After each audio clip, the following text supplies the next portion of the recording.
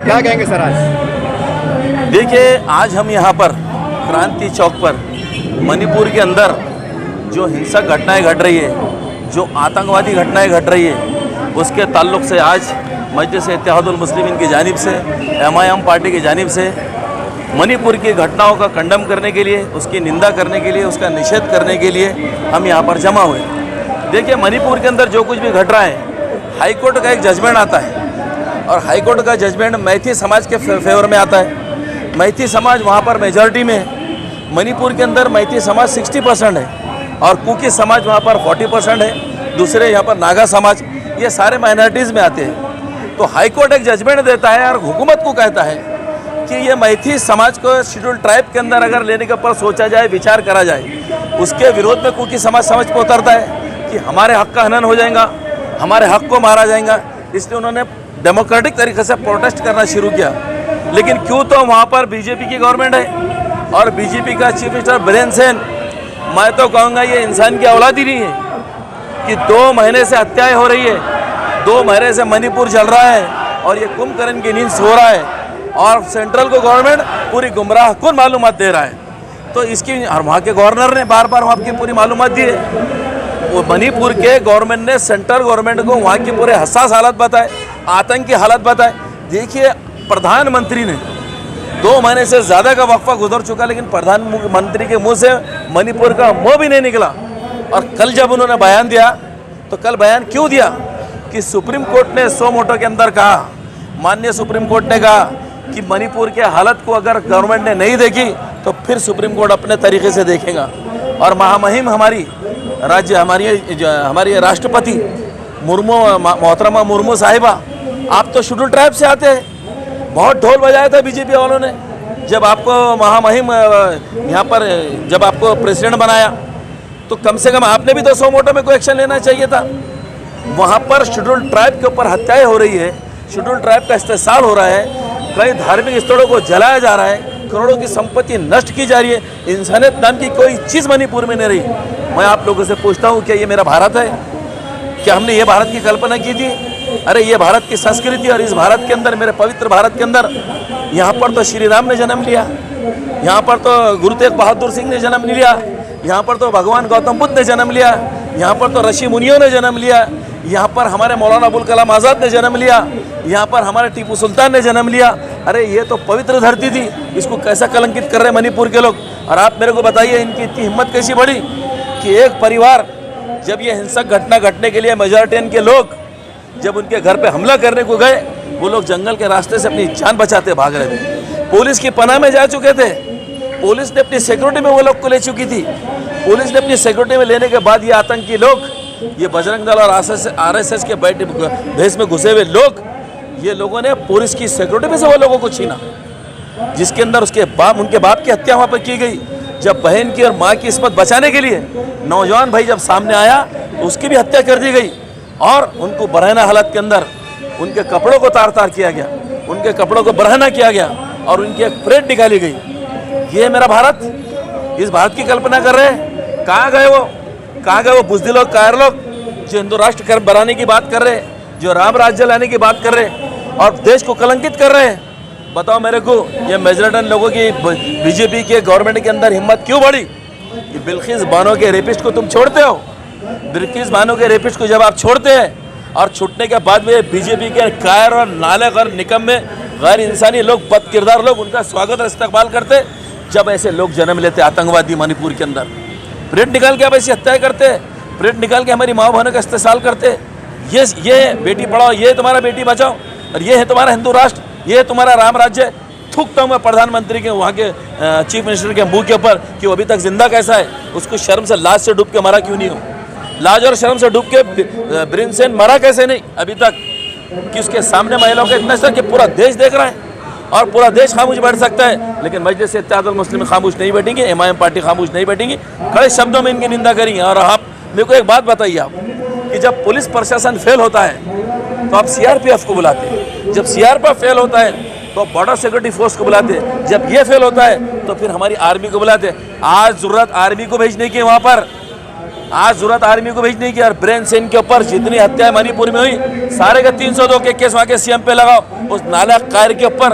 और मैं तो कहता हूँ कि ये जो मैथिल सेना के जो लोग हैं, ये जो मैथिल समाज के लोग हैं, ये इंसान ही नहीं है मेरी नज़र में। ये बज्जरों से निपत्तर लोग हैं जिन्होंने हमारी महिलाओं के ऊपर ऐसा अटैक किया। और महिला किसी की हो, महिला हमारी मान और सम्मान है। और उनके साथ में इतना नंगा नाच, और प्रधानमंत्री के मुंह को मोच आ गया कि कैसी बेगरती की जिंदगी। और कौन है वो लोग जिन्होंने इनके हाथ में सत्ता दी, ये दरिंदों के हाथ में सत्ता दी? बताओ मेरे को कौन है वो लोग। तो हम कड़े शब्दों में इसकी निंदा करते हैं, कड़े शब्दों में मणिपुर के अंदर जो हमारी माँ होने के साथ जो हालात है उसकी निंदा करते हैं, हत्याओं का निषेध करते हैं, लूट मार का निषेध करते हैं। जितने आतंकी है उनको सबको मिलिट्री के हवाले करो, उनको नानी का दूध याद आ जाएगा। चमड़ी फटे तक ये लोगों को इनकी नानी का दूध याद नहीं आता। पूरा आतंक निकल जाएगा इनका, पूरी इनकी हिंसक घटना इनके पिछवाड़े से निकल जाएंगे हरामखोरों के, जो वहाँ पर इतनी आतंक मचा के रखे। सर, आपको लगता है कि बिलखुश बानो का हत्याकांड हुई थी, उसके बाद उनके जो मुजरिमीन का इस्तेमाल हुआ था, उसके परिणाम आज कहने के देश में देखने को मिल रहे हैं? आपको लगता है? बिल्कुल देखने को मिल गया। देखिए, सबसे पहले सेंगर सिंह, दिलीप सेंगर जो उत्तर प्रदेश का इनका विधायक था, उसने क्या किया? पुलिस स्टेशन के अंदर वो बच्ची की हत्या कराई और वो बच्ची के साथ बलात्कार किया। उनको अपने आंख पे पेट्रोल डालना पड़ा जाके मुख्यमंत्री के आवास के ऊपर, तब जाके मुकदमा दाखिल होता। ब्रजेश सिंह जो एथलेटिक्स, जो नेशनल का नाम पूरा, जिन्होंने भारतवर्ष का नाम रोशन किए, उनके साथ में जो तो दुर्व्यवहार करता है, उनकी एफआईआर तक नहीं होती। सुप्रीम कोर्ट को एफआईआर दाखिल करना पड़ता। तो बताइए मेरे को आप। और उसी के साथ में चिमनिया दास, उसी के साथ साक्षी महाराज, कितने लोगों के नाम, रहीम, कितने लोगों के मैं नाम लूँ, ये सारे के सारे जिनसे इस्तेसाल में मतलब से ये हमेशा बलात्कारियों के साथ में खड़े रहने लोग हैं। और बलात्कारियाँ पूरे इनके सांसद, मैं तो कहूँगा जिनके मैंने नाम लिया, ये सब बलात्कारियों के केस मुलविस है। तो ये इनको पनाह भी देते हैं, बीजेपी के लोग इनको बचाते भी हैं। और सबसे बड़ी भूल देशवासियों की थी, जो देश की सत्ता बीजेपी के हाथ में थी। देखो आज माँ बहनों का क्या हाल हो रहा है, देखो आज नौजवानों का क्या हाल हो रहा है, देखो माइनॉरिटीज़ का क्या हाल हो रहा है, शेड्यूल ट्राइब्स का क्या हाल हो रहा है, माइनॉरिटीज़ का क्या हाल हो रहा है, हमारी माँ बहनों का क्या हाल हो रहा है। तो कितनी बड़ी गलती हमने करे। देखिए, मैं मुजरिम सिर्फ बीजेपी के गवर्नमेंट शासन चलाने उनको नहीं मानता। आज वो लोग भी मुजरिम है जिन्होंने इनको वोट दिया। आज वो लोग भी मुजरिम है जिन्होंने इनको वोट देकर इनके हाथ में, ये आतंकवादियों के हाथ में सत्ताओं को दे दिया, जो आज हमारी माँ बहनों के साथ में खुलेआम नंगता का प्रदर्शन कर रहे हैं, नौजवानों की हत्याएं कर रहे हैं, बुजुर्गों की हत्याएं कर रहे हैं, और देश की संपत्ति को नष्ट कर रहे हैं। आतंकवादियों को कहाँ आप ढूंढ रहे हैं? आतंकवादी तो इस वक्त मणिपुर में छुप के बैठे हुए हैं। इस वक्त खुलेआम मणिपुर के अंदर पूरे आतंक का नंगा नाच चल रहा है। सर, आज हम देख रहे हैं कि इतनी बड़ी दो घटना भारत में घटती है मणिपुर के अंदर। अरे सीमा हैदर को लेकर पूरा मीडिया अलर्ट होता है, क्या कहेंगे इसके बारे में? देखिए, बेगरती की लानत है वो मीडिया के ऊपर। थूकता हूँ ऐसे मीडिया के ऊपर मैं कि एक रखा साहब कहूँगा मैं तो उसको, एक बेहया औरत जो अपने पति की नहीं हो रही, जो अपने मुल्क की नहीं हो रही, अपने 4 बच्चों की नहीं हो रही, और ये चूसे हुए आम की शक्ल में यहाँ आ गई बोले मैं तो ये देखा। और मीडिया उसका ढोल बजा रहा। मणिपुर की घटना 2 महीने के ऊपर से चल रही, लेकिन ये बेगरत मीडिया, ये जलील मीडिया वो बताने को तैयार नहीं है। लेकिन ख्वाहिशी का आलम बता रहे, सीमा कैसी घुसी, सीमा कैसी आई, अब सीमा इनकी अम्मा है क्या, क्या है वो बताएंगे। बोलो सर, महाराष्ट्र में फिर देश में कई महिला संगठन भी है, और जैसा आक्रोश दिखना चाहिए था वो दिखाई नहीं दे रहा, क्या बात है इसमें?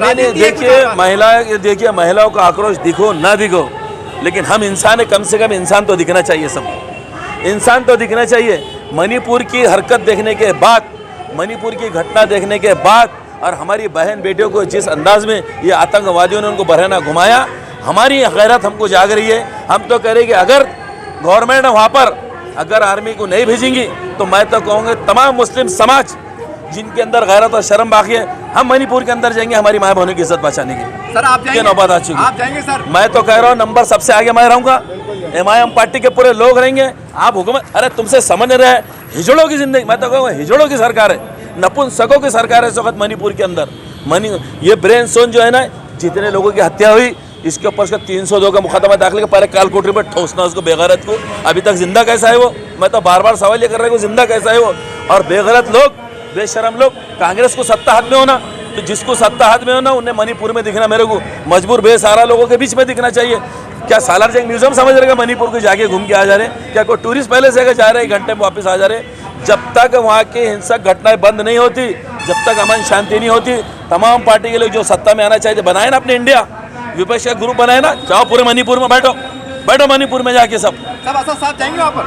मैं कह रहा हूँ कि अगर वहाँ पर BSF नहीं जाती है, CRPF नहीं जाती है, सुनिए मेरी बात, आर्मी अगर नहीं जाती है, असद साहब अकेले की बात नहीं कर रहे, मैं तमाम मुसलमानों को आवाज़ दे रहा हूँ यहाँ से राजनीतिक बात नहीं है ये हमारी माँ बहनों की इज्जत का सवाल है। हमारे बेकसूर भाइयों को, शूटर ड्राइवर को जिस तरह की हत्या की जा रही है उनकी बात है। जिसमें गैरत और इंसान है अगर कोई है तो वो सब ने वहाँ पर चलना चाहिए। सब ने, आपने भी चलना चाहिए, मैंने भी चलना चाहिए, सब ने चलना चाहिए। सर आपका पूरा नाम पद बोल दीजिए। मैं सैयद आरिफ हुसैन। ये घटना देखने के बाद मेरा दिल बहुत तरीके से दुखा हुआ है।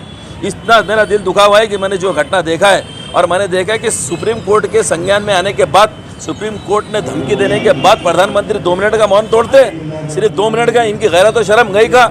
मैं बार बार कहूँगा कि देशवासी जिम्मेदार है इसकी। देशवासी वो लोग जिम्मेदार है जिन्होंने गैर जिम्मेदार लोगों के हाथ में सत्ता दी, और जो आज इंसानी ज़िंदगी से खेल रहे हैं। मेरी नज़र में इंसान की औलाद नहीं, सब हैवान की औलाद है जो हाथ में कानून को ले रहे हैं।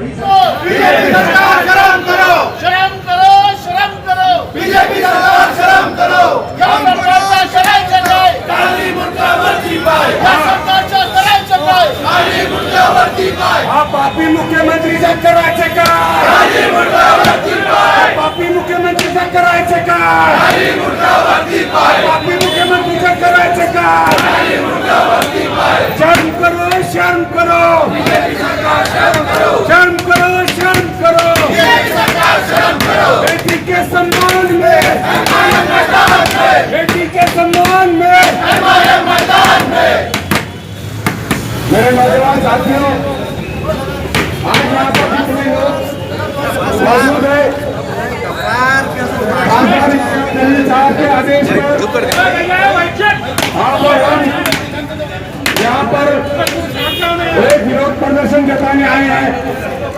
हम देशवासियों को और दूसरी पॉलिटिकल पार्टियों को ये बताना चाहते हैं, खासतौर से मुख्यमंत्री बीरेन्द्र सिंह और प्रधानमंत्री नरेंद्र मोदी को, उन्हें सत्ता की लालच में चला वाइट देशवी नागरिकों के सम्मान को तक भूल गए।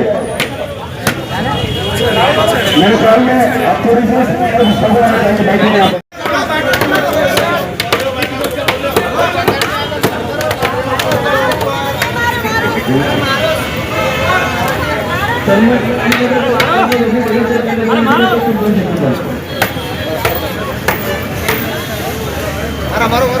मारो उसको, जितना गुस्सा उतारने का उतारो।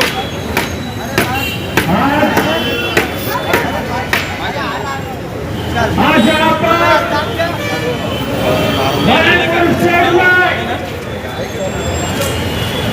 जो आज महिलाओं के साथ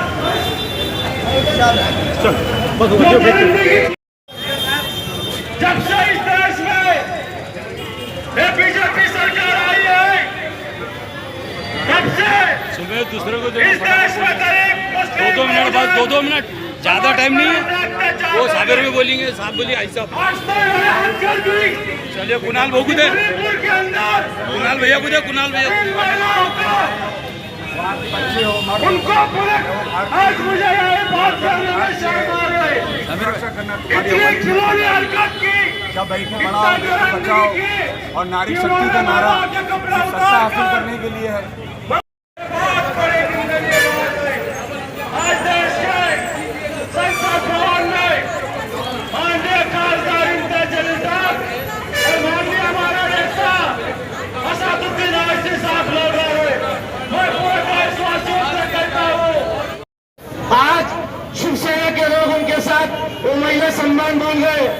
आज चाहे मणिपुर हो या मुल्क भारत के अंदर, जिस तरीके से जहां पर भी अगर महिला की बात होगी या गरीब की बात होगी, वंचित की बात होगी, दलित की बात होगी, आदिवासी की बात होगी, या जिस किसी की भी बात होगी, मैंने कायद इम्तियाज जलील साहब और बैरिस्टर असदुद्दीन ओवैसी साहब, समीर साजिद बिल्डर साहब, शारिक नक्शबंदी साहब और मजलिस इत्तेहादुल मुस्लिमीन का एक कार्यकर्ता उठ खड़ा होगा और वो ये कहेगा कि हम लोग चलो भाई चल जाते